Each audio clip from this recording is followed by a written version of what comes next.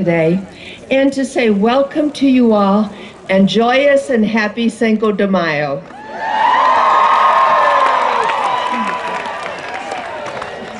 Seems like a good day to have a graduation.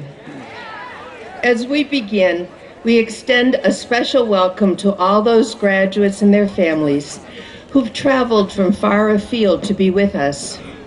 We have graduates here today from the Las Vegas, Nevada campus and the Colorado Springs campuses, as well as many online students from various areas of the United States and other countries. Welcome to you all.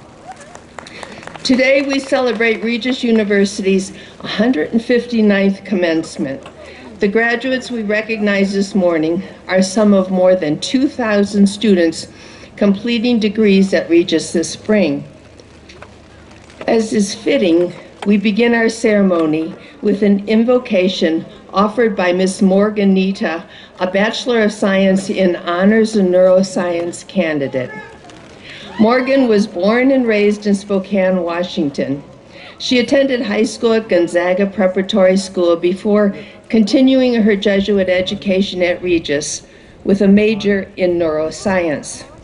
While avidly studying neuroscience, she has enjoyed working with the admissions office as an insignia ambassador and working in university ministry as a work-study and retreat leader.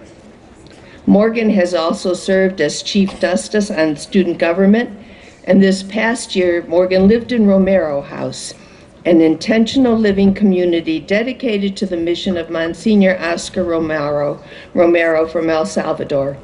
Additional volunteer commitments include Mount St. Vincent Home and Gary Middle School with the program in special education and autism. Morgan has also worked as a barista at Laughing Latte, as a teaching assistant, and as a receptionist in the Rocky Mountain Cancer Center. Would the gentlemen please remove your caps and please stand. Pray.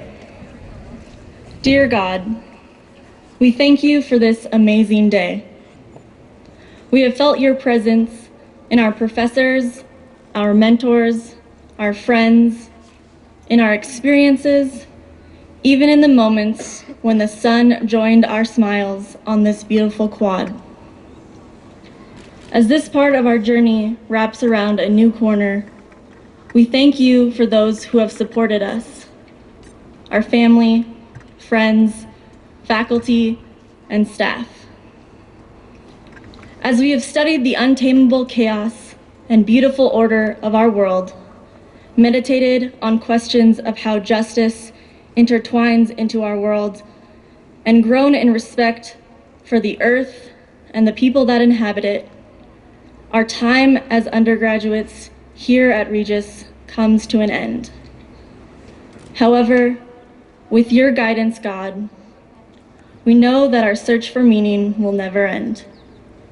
We pray that you, in confidence, send us forth to live for your greater glory.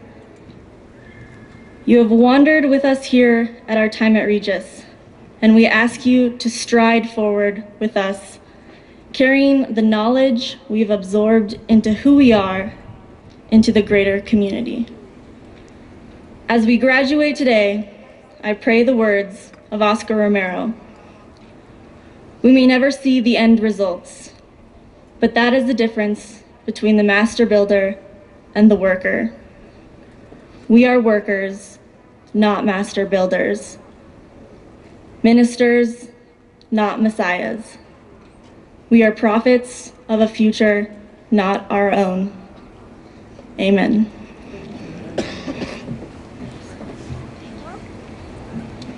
Thank you, Ms. Nita. Please be seated. Here at Regis, we believe that graduation speeches should come from the heart and from experience. In other words, speakers should be drawn from among the graduates themselves. Today, Mr. Brian Doe, a Doctor of Pharmacy candidate, will be our first prospective speaker. And as we prepare for this moment, I'd like you to realize that this is the first class of Doctor of Pharmacy students graduating at Regis University. This is an important day.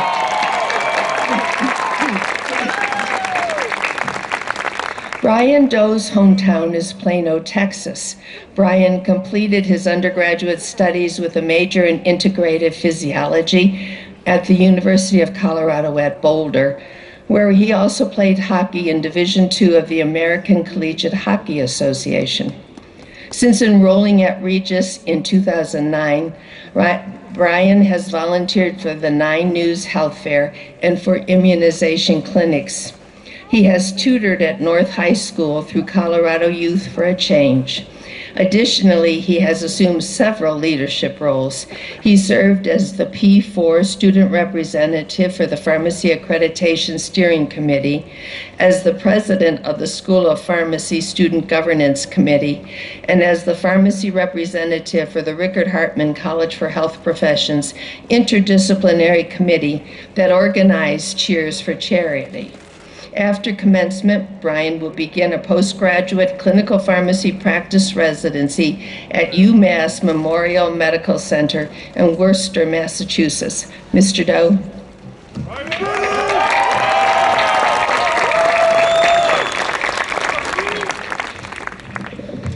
Thank you. Good morning, Father Fitzgibbons, Dr. Ladwig, faculty and staff, family, friends, and fellow classmates. Thank you for giving me the opportunity to speak with you today. It is an honor to stand before you, not only to share my perspective, but also to represent the inaugurating class of the School of Pharmacy. Even though the School of Pharmacy was a newly established program, we believed the end result would be great. Since day one, Regis had always set itself apart. From the dedication of Brian Engel and the Office of Admissions, to the personal phone call from Dr. Stephen Lucky giving my acceptance into the program, to the unique team-based educational design, Regis had always showed its commitment to student-centered learning. Little did we know what an exciting ride would follow. The last 4 years have been a testament to that. It seemed just yesterday we all entered what is now Peter Claver Hall for orientation, unsure of what to expect. First year really represented the anticipatory ascent of the roller coaster. We had been given a glimpse of team-based learning, but we're really unsure of how it would be incorporated into the pharmacy curriculum. It was a brand new program after all. And at the end of that great week of introductions, the trail of free food had ended, and we were given our first team-based learning packets to prepare for the first day of classes. And on that first day of class, we were given our first 2 readiness assessment tests, and those never ended. And during that first semester, I felt that so much information had been presented to us, it seemed as though we were racing on to new topics before we could fully master the former. I guess that is the nature of a doctoral program. But somehow we made it through and were awarded our white coats later that year. I won't lie. While it was a huge milestone for me, it was a nerve-wracking experience to have my white coat. Was I ready to practice? It didn't really matter. There was no turning back now. We were about to start our first introductory rotations. Later on, it was second year, was kind of the peak of the roller coaster. Just when we thought we were getting the hang of things, we were kind of brought back to reality with new challenges and harder units. The questions became more clinical and at times felt there was a lot of room for interpretation.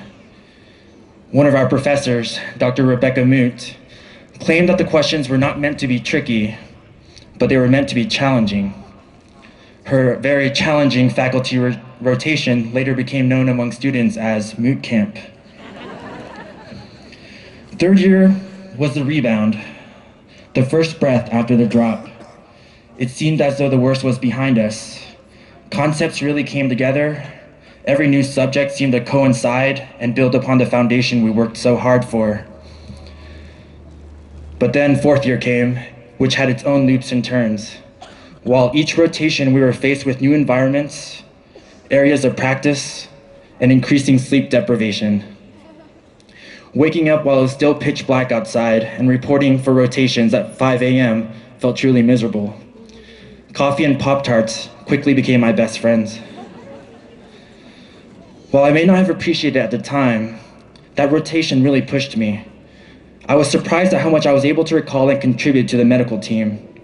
And it was under these demanding conditions that I really felt myself grow. And I am grateful to have been challenged in our curriculum because I believed it prepared me for my future. And here we are today, celebrating the end of our ride here at Regis. This day seemed unimaginable 4 years ago, but with the support of our faculty, our mentors, our family and friends, it was made possible. So thank you all. Thank you all for your love and encouragement, and most importantly, thank you for your patience. I know it wasn't easy. Our stress has been your stress. But looking back, maybe they should have added warning labels to our acceptance letters. Caution, this ride may cause extreme drowsiness, fatigue, and high blood pressure, but the benefits strongly outweigh the risk. And in closing, although we may be headed down different paths today, we will always be united by our experiences here at Regis University and by the oath we took to serve our profession and our future patients. So wherever your career takes you, don't forget our commitment to service of others. It is what separates a Regis graduate. It has been a privilege to work alongside each and every one of you, and I wish you nothing but the best in your careers. Congratulations, class of 2013.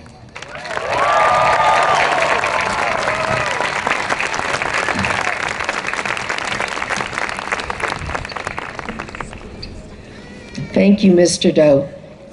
If he was speaking last, we could call him doctor, but he doesn't have his degree yet. Soon. Our next speaker is Ms. TIDI Haile Selassie, or TIDI for short. TIDI is a Bachelor of Arts in Communication degree candidate who will also present a perspective on behalf of today's graduates.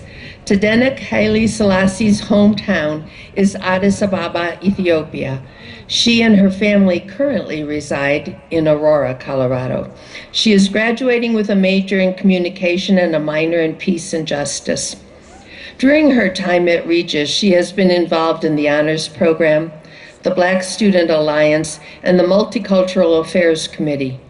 Most recently, TIDI has been working on Saturday mornings in English as a second language class, where she works with refugees from East Africa and South Asia, assisting them in learning spoken and written English.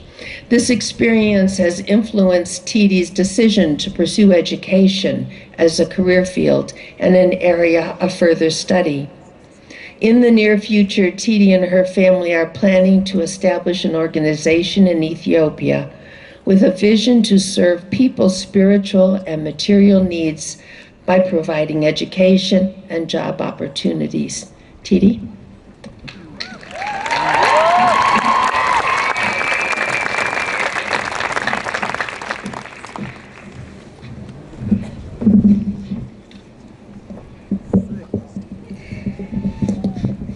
Good morning, Father Fitzgibbons, Dr. Ladwig, faculty, staff,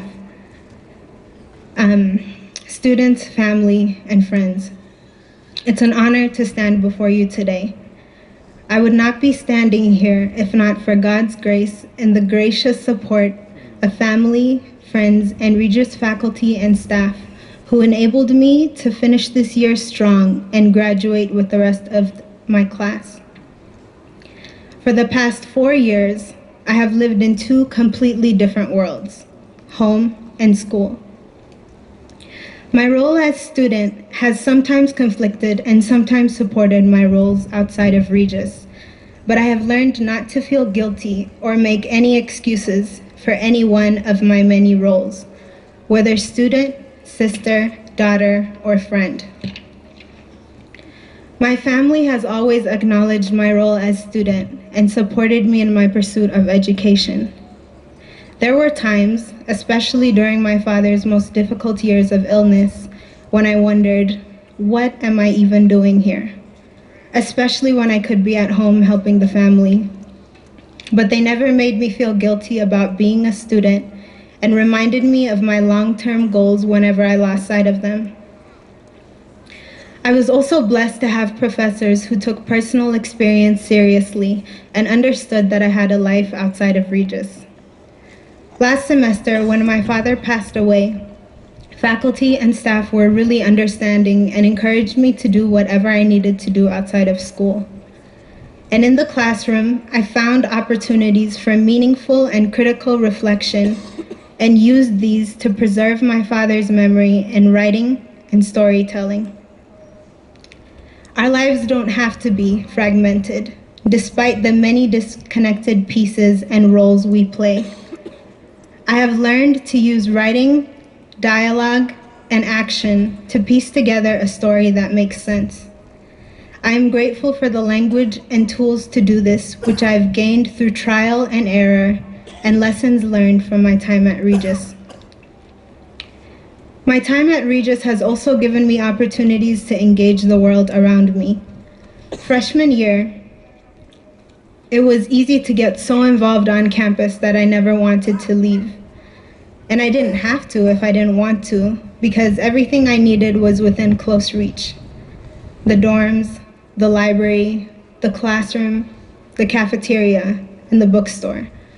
Regis was its own world, and it would have been easy to isolate myself on campus if not for my weekend commutes to Aurora, where my family lived, and classes and service opportunities at Regis, which connected me with surrounding communities.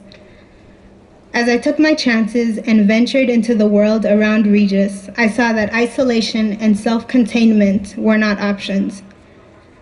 Whether you're visiting Regis for the first time or you've been here a long time, you've noticed the fence around our campus. You've entered our gates, which are not really gates, but openings in our fence. I used to think of our open fence as an invitation to members of the community surrounding Regis, until I started seeing it as an invitation and challenge to us, as students, to engage the world around us. Classes and service opportunities at Regis allowed us to do this, but after we graduate, no one will be keeping tabs on our service hours or internship logs. Upon graduation, we will suddenly find ourselves in the real world, where jobs and graduate programs await some of us, family and adventures await others, and waiting awaits still others. Dr. Seuss predicts, "You will come to a place where the streets are not marked, some windows are lighted, but mostly they're dark. Do you dare to stay out? Do you dare to go in? How much can you lose? How much can you win?"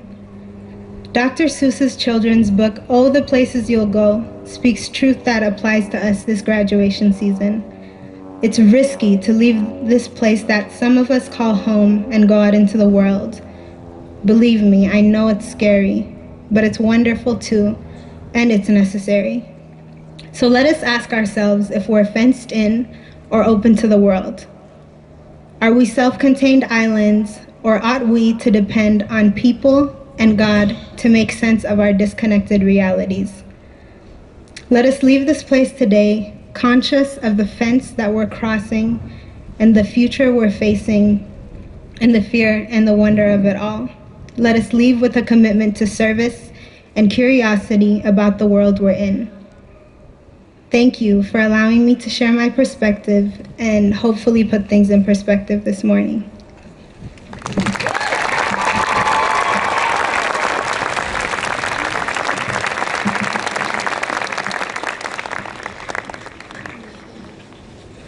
Thank you.